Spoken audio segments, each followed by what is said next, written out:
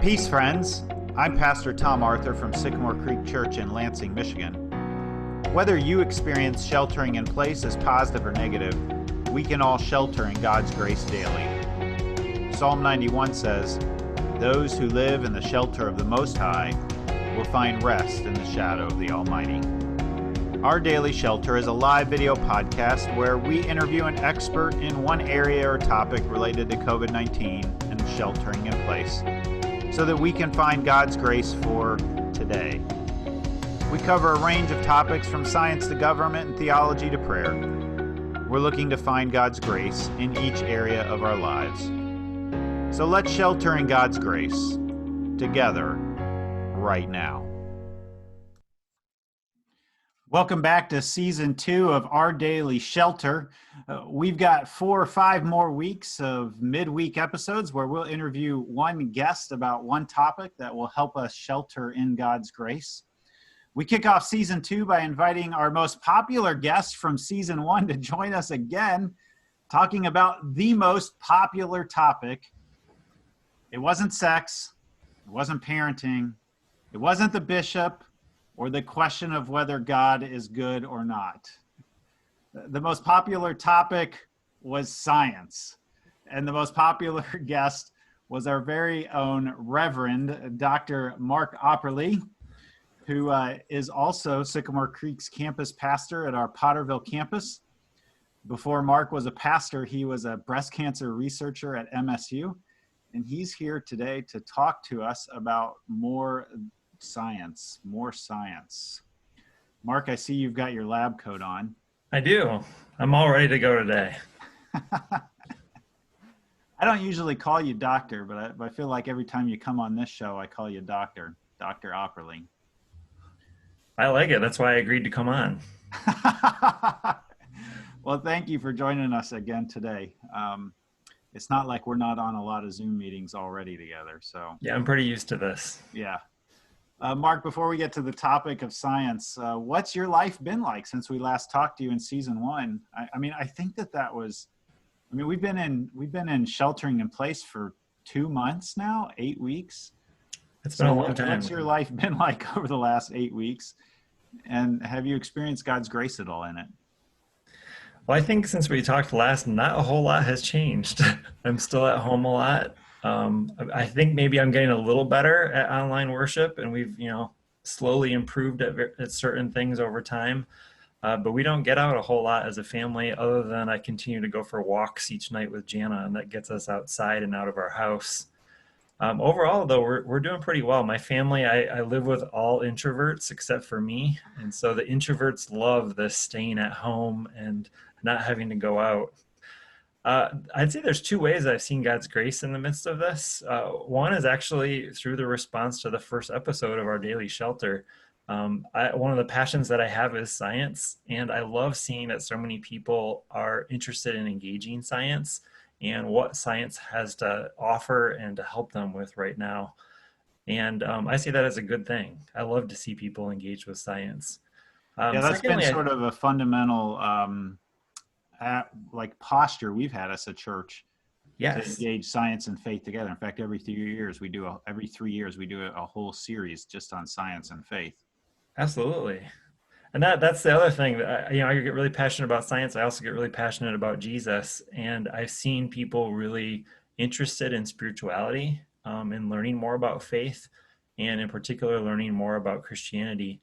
One of the ways I've seen that is I lead a small group that started before the pandemic in person, and it continued once we switched to online.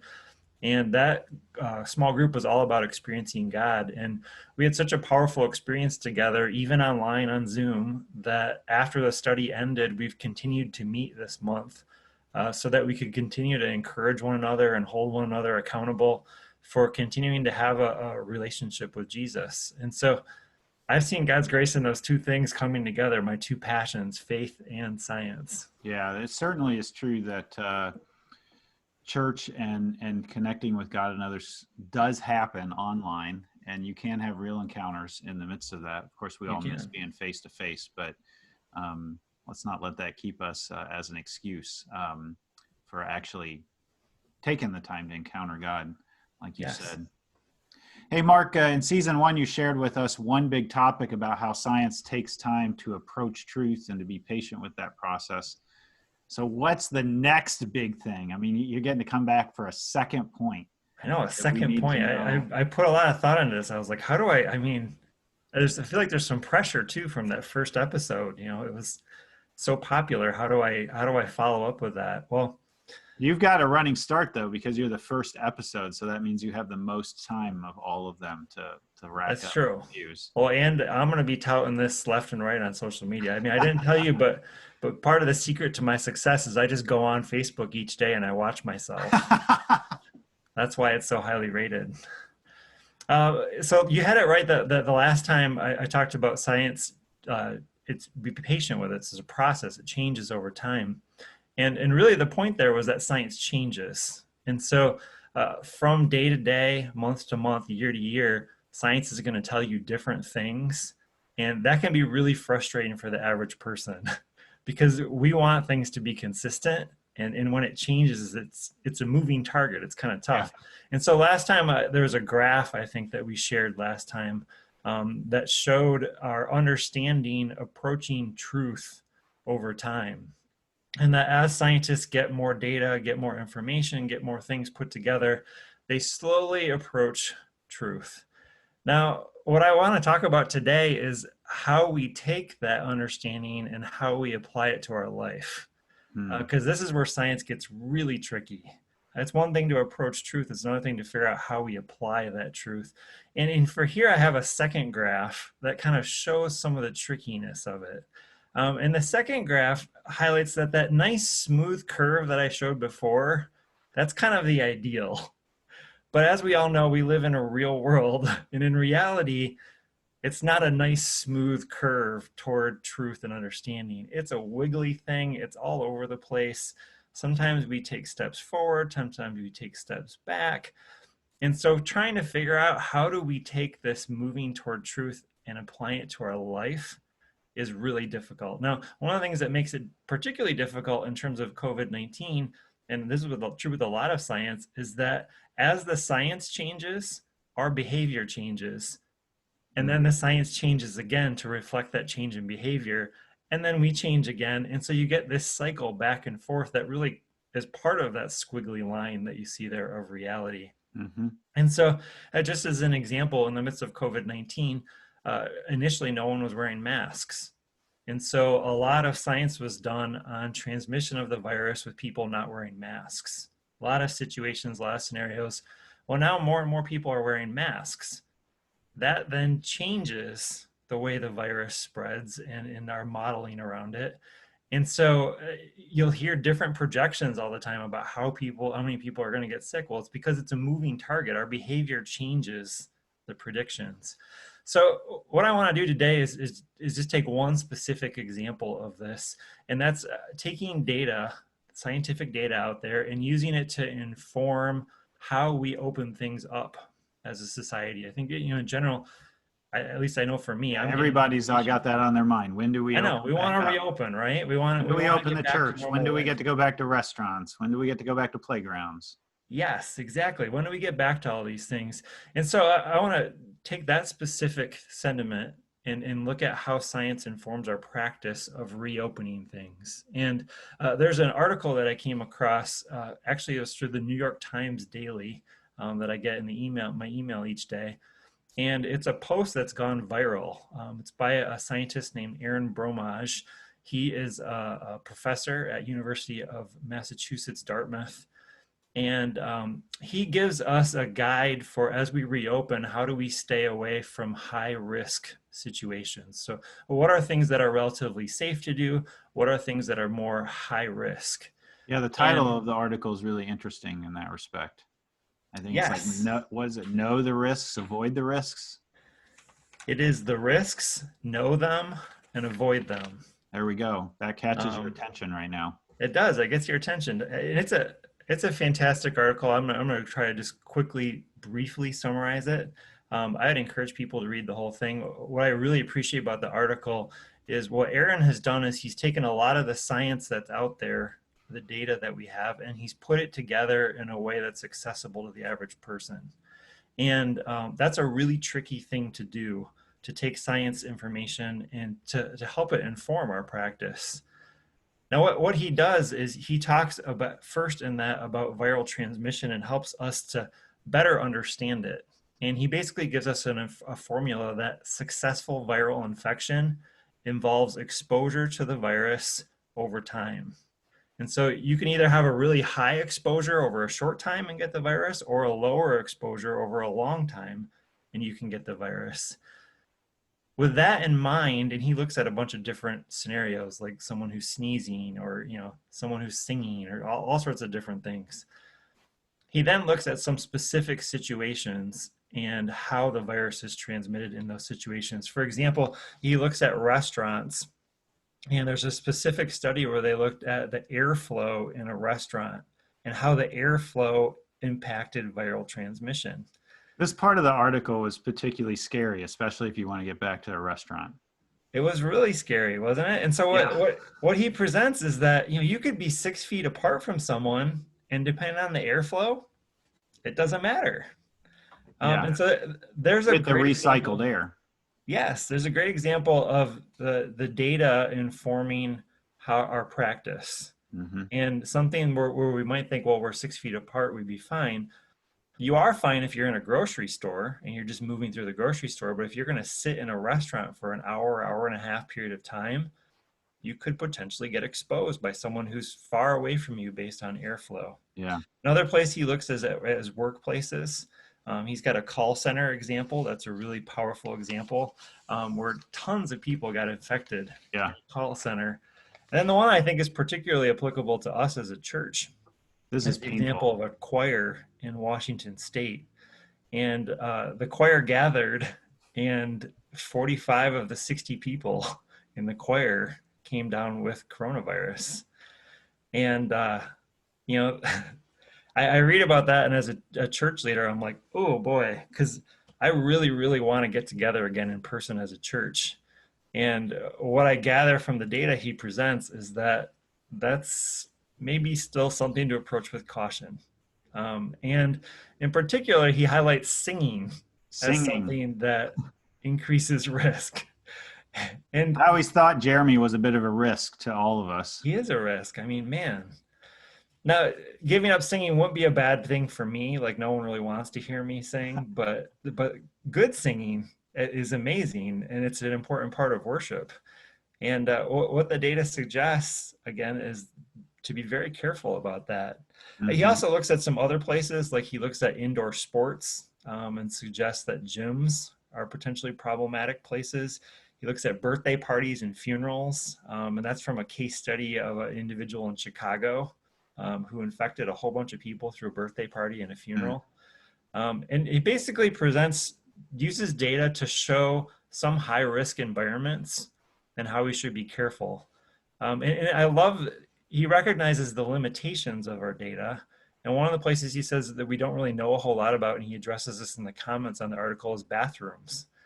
We still don't fully understand whether or how COVID might be transmitted within a bathroom. Mm-hmm. It probably could happen, but so he recommends being careful in the bathroom, and if there's a seat, put the seat down before you flush, because. Or like, what's the number one thing to do in the bathroom and the number two thing to do in the bathroom? That's exactly it, Jeremy. Nice job. Where did he come from? So there was some good news in that article, and maybe you're planning on getting to that, but let me remind people that you can post your comments or your questions in the Q&A, and our executive producer, Jeremy, is following those discussions, and he's going to bring your hard questions about science to Mark in a moment. So Mark, what else do we need to know about science while we're sheltering in place? Or maybe you want to share a little bit about some of the good news from that article. Well, the good news of the article is that being outside seems to be relatively safe. Woohoo! So get outside, enjoy being outside. Again, like, unless you walked behind someone for like 3 hours, even being on the same trail with other people, the amount of exposure you have outside is so much less than inside. Get outside, enjoy being outside, enjoy as the weather gets nicer, get out there. I think one other thing I would add in terms of this idea of taking science and applying it to our lives is that it is tricky, and that as we do that process to make sure that you are looking at the credibility of the sources that are making claims. One of the things I really appreciate about Aaron's article is that he cites sources, and scientists build on other scientists' work. And so a good scientist will change their mind over time to fit what the data says and what other scientists are saying. And scientists do reach consensus. And so what we saw with those graphs is that as we approach truth, more and more scientists get on board with it. And you'll never get 100% consensus on just about anything. But over time, scientists do agree. And that's because scientists communicate with one another. And a good scientist will do that. A poor scientist is one who's just out on their own without anyone interacting with them. The best scientists are ones who are collaborating, who are interacting with other scientists, and who are freely transmitting ideas back and forth to help get more truth, to get more accurate truth. I would also caution people when they're engaging science and figuring out how to apply it is to not just come with an open mind. Don't just look for sources that fit what you want or what your opinion is. Again, good scientists keep an open mind as they approach toward truth. Yeah. You think about when you're looking at your, you sometimes refer to my science background as soft science because I was a psychology major versus your hard science of biology. But, you're trying to figure out how to understand the data that doesn't go with your hypothesis and whether your whole hypothesis is bunk to begin with. Yes. Yeah. Yeah, that's the challenge. And like I said, with people, we're constantly changing our behavior. And so we're not, we don't just stay the same. Yeah. We're all capable of change. So Jeremy, our executive producer, has been monitoring Facebook and the Zoom Q&A. And if you haven't posted a question, we want to invite you to do that now. And Jeremy's going to bring those to Mark about science. Jeremy, anything people out there are curious about? I'm not seeing anything, but I have a burning question or desire to learn. Like, Mark, what is the what would you say to those of us or our society that's getting a little desensitized to all of the COVID-19 talk? Like from 1 to 10, how severe are things for us, and how stringent do we have to be really on adhering to the CDC guidelines? Well, this is where our human behavior starts impacting things. And a lot of us are getting sick of this. We're sick of staying home. We miss social interaction. I see more and more people cutting corners, like, oh, I'll do this and it'll be okay, sort of thing. And I totally get that. I understand it. Absolutely. What I think the danger is that if we loosen things too quickly, and this is where we, go back to those high risk environments. If we open up restaurants too quickly, if we open up churches too quickly, all it takes is one person in a group of 40 or 50, and you have almost everyone infected. And then the virus takes off and it, overtaxes our healthcare system, and we're right back where we started. And I think that's the frustrating thing, is to be patient as things improve with helping them to continue to improve. Mm-hmm. And overall, I would say, yes, this is very serious, and it's particularly serious for the vulnerable among us. I think we have an opportunity to think of other people. We have an opportunity to be helpful and loving to those around us by being careful and continuing with the precautions that are in place. I read an article here about the flattening of the curve, and what, if you take a curve and you flatten it out, it lasts longer then. It's the same line, but it goes over a longer period of time. So as we potentially flattening the curve, it seems like that's what we've been doing with sheltering in place. It means we're going to be in the midst of this for a longer time. We are. And I think too, the loosening of restrictions and the reopening process might not be a smooth linear process.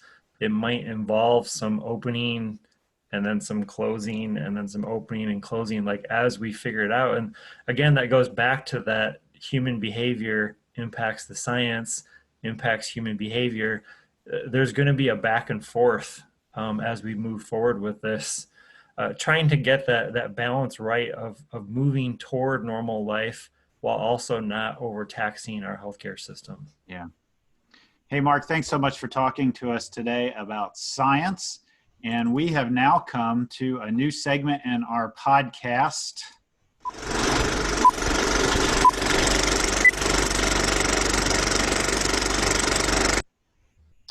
This is the new segment of our podcast where we share a video, a meme, a photo, a news event, or pretty much whatever's on our minds. And we have, a conversation about it. And to make it interesting, we actually unleash our executive producer, Jeremy, and let him out of his producer cage to join in the conversation. So Jeremy's brought a video for us today. I don't think Mark has seen it. I've seen a little bit of it just because we had to figure out how to do this. But here we go. Here's what Jeremy brought for us today. I do wonder whether I'm going to live to regret this. Here we go.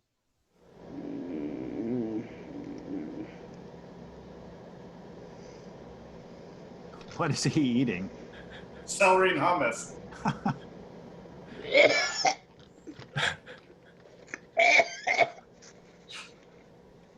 I love hummus. See? Disgusting. You see, I'm allergic to healthy foods. Ugh.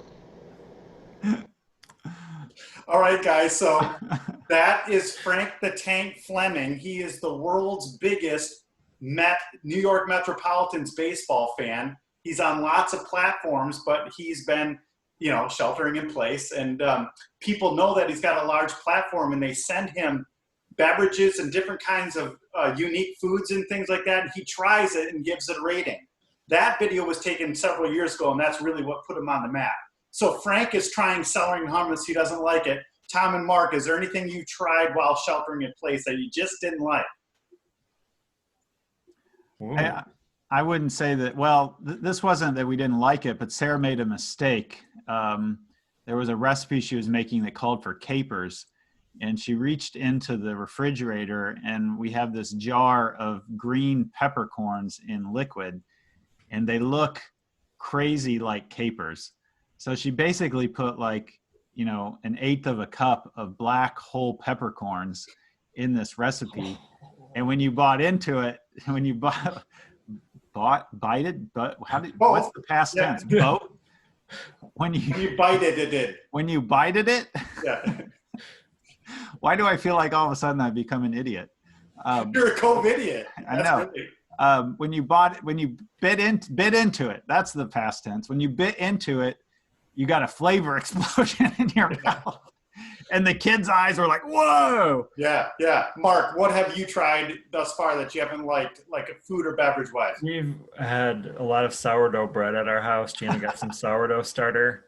And at one point she took some of that sourdough starter and made a pancake out of it. Oh. And it was the first time. And like sometimes happens when you're trying something out for the first time, it did not turn out all that well. And I have like texture stuff. There's certain textures I just do not like. And the texture of that and the flavor we need to try again. All right, guys. Well, the other co-idiot of this segment is Tom. And Tom has brought us something. Check this out. Here we go. This is what happens when a BBC sports announcer gets bored.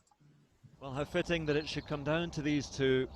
Olive in her familiar black, 5 times the champion. Mabel, the rising star, winner last year. You can see how excited they are, but also feel the tension. Get on with it. And here it's in the crowd as we near the start of this final. And now they go, Olive away first, but a problem with Mabel's ball. That might cost her now, having to play catch-up. Both settling quickly into rhythm. You can see the contrast in styles. Mabel, heavy tail use, happy to be alive. Everything's amazing. Olive more steady, wasting little energy. Very much of the old Labrador school, eating's a serious business. Don't bollocks around wagging your tail. And Mabel seems just a little sluggish here. Perhaps more was taken out of her by the worm medicine she was given last night than we thought. But Olive focused, relentless, tasting Go absolutely Olive! nothing. Mabel trying, but surely a lost cause. Her title defense coming to an end. Olive taking everything. This is Nothing rough. left but the bowl to lick now. And Mabel, well, doesn't seem too upset. A bit of class there from the youngster, generous in what will surely be defeat, because Olive has won now. She's taken the title back at 7.5. Mabel looking to offer congratulations again to the dog who was her inspiration growing up. Once more, wonderful to see that spirit in the game. What a final we've had here. Great I rivals, love but this. great friends. Oh, and you see the swapping of bowls at the end. Join us again tomorrow. Live coverage of a snooze on the sofa, possibly. Wow. Just wow. I wish I could do that.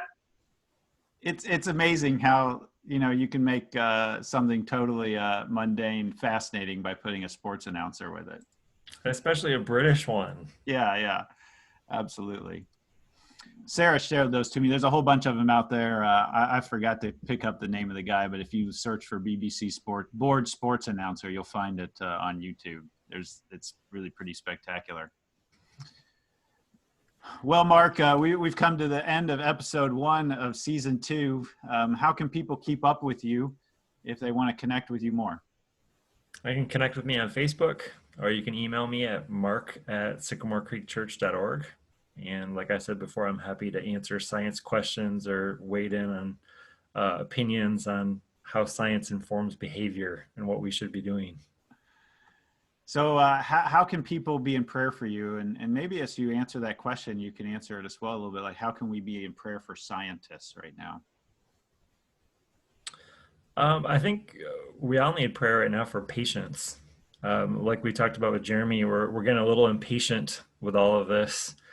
And to be patient with the process of reopening, to be patient that there might be hiccups in the midst of it, and to continue to maintain our discipline in protecting others and following the guidelines that are in place to do that, whether it's wearing a mask, staying home, limiting our going out, all those sorts of things. I pray that both for myself, because I'm definitely starting to get impatient, but also for our broader community, our state, and our country.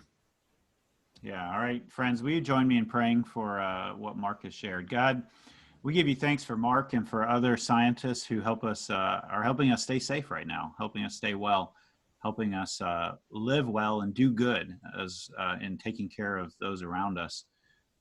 We just do continue to pray for our own patience and perseverance, our own endurance in the midst of what we're learning, in the midst of that curve that bends towards truth that Mark shared with us.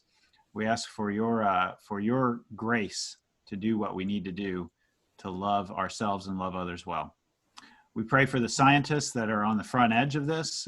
We think particularly of Dr. Anthony Fauci and his team, and ask for wisdom for them, that they're making decisions that are on a scale beyond any of the decisions that any of us are making. And we just pray for wisdom, for courage, for insight and clarity of thought and mind and speech. We ask all these things in the name of Jesus and the power of your Spirit, and all who agreed said, Amen. Amen. Friends, join me in giving Mark some love in the comments section and thanking God for him.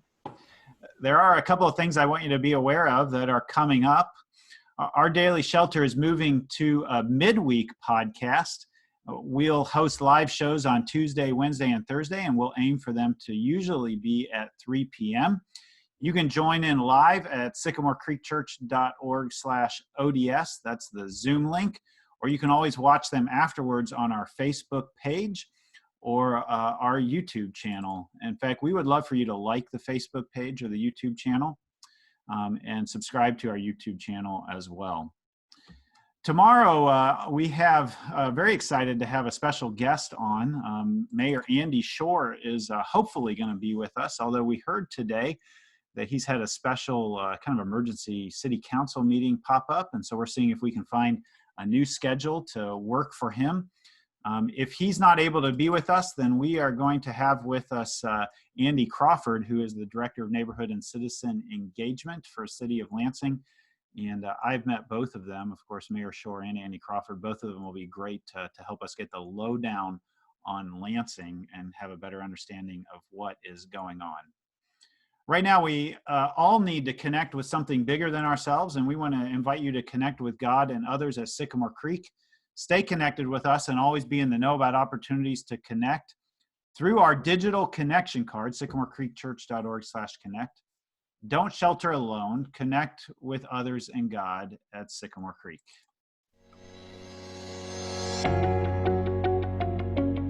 Friends, you've been watching Our Daily Shelter, a daily-ish live interactive video podcast and ministry of Sycamore Creek Church in Lansing, Michigan. In this time of sheltering in place, we think it's important to connect with the community.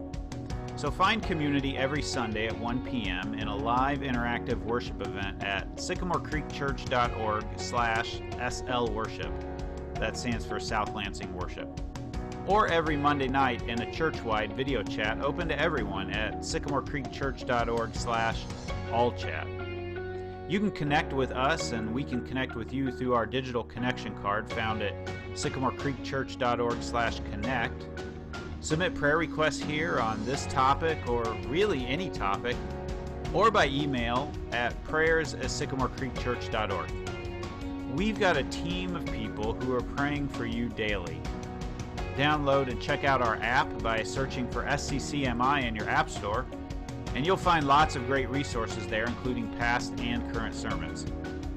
You can also join the mission of Sycamore Creek by giving financially through the app or at our website, sycamorecreekchurch.org.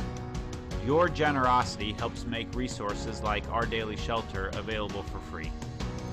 Take a moment and like and follow us on Facebook and share this video with your friends so they can find daily shelter in God's grace too. You may be sheltering in place, but we're here to help you shelter in God's grace. Make your home a shelter of the Most High.